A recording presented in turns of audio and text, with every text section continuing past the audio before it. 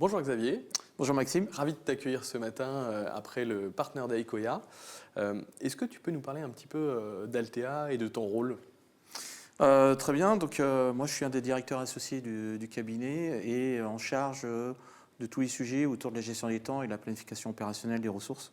Et donc on accompagne les entreprises sur la définition de leurs besoins et la manière de mettre ça en place dans leur organisation pour optimiser la gestion des effectifs.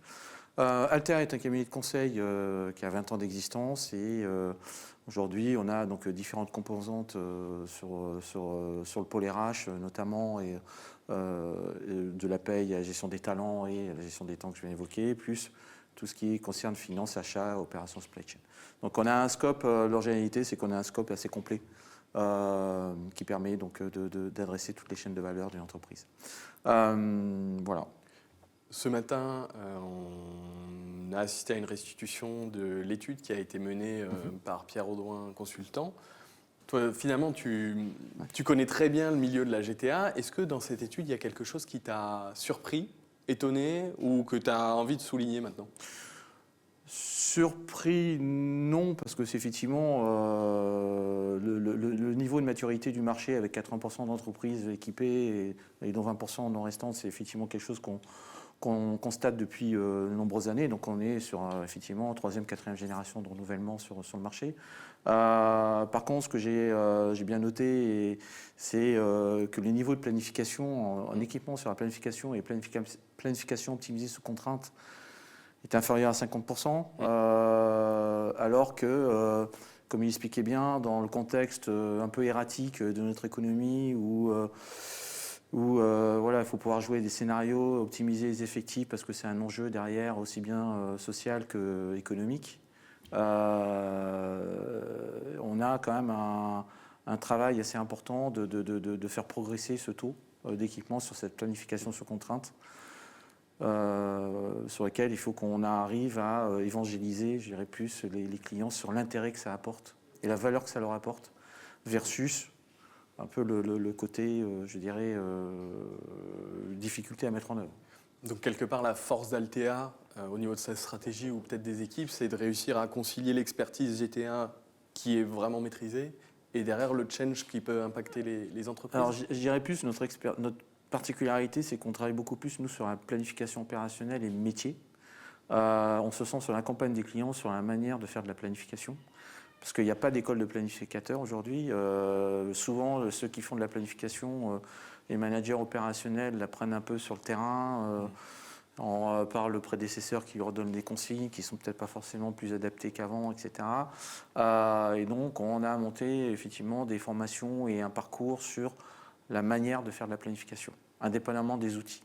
Comme on disait aussi ce matin dans notre présentation, ce n'est pas l'outil qui va apprendre à faire de la planification. Ça va aider, évidemment, mais pour ça, il faut savoir comment je fais ma planification par rapport à mon contexte, soit industriel ou mon contexte dans la distribution ou bien dans mon hôpital. Et donc, c'est un axe que l'on développe beaucoup plus. Aujourd'hui, on a beaucoup plus de projets, enfin on commence à avoir plus de projets autour de la planification seule que de la GTA. D'accord. Et donc, alors effectivement, tu l'as dit juste avant, aujourd'hui le taux de planification il est relativement bas. Quel est finalement le meilleur argument pour donner envie aux organisations, publiques comme privées, de se lancer dans ces chantiers? Le meilleur argument n'est pas simple parce qu'il est, si on est un peu générique, mais d'avoir la bonne personne au bon endroit au bon moment pour faire la bonne production, si je puis dire, c'est le meilleur argument. Donc ça semble facile, dit comme ça, mais derrière il y a toute une mise en place à accompagner, à préparer, à anticiper.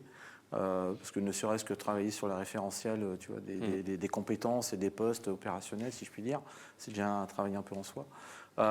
Mais que voilà, si on veut apporter la meilleure valeur à son entreprise en termes d'optimisation d'effectifs, d'éviter les ressaisies, d'éviter donc les erreurs derrière humaines éventuellement et de recalcul, plus la planification est bonne, et plus la prévision d'activité est bonne, plus la planification est bonne, mieux vous avez mieux votre GTA est correct. Et donc, vous avez des éléments variables de paye qui vont aller en paye et vous aurez moins d'erreurs en paye.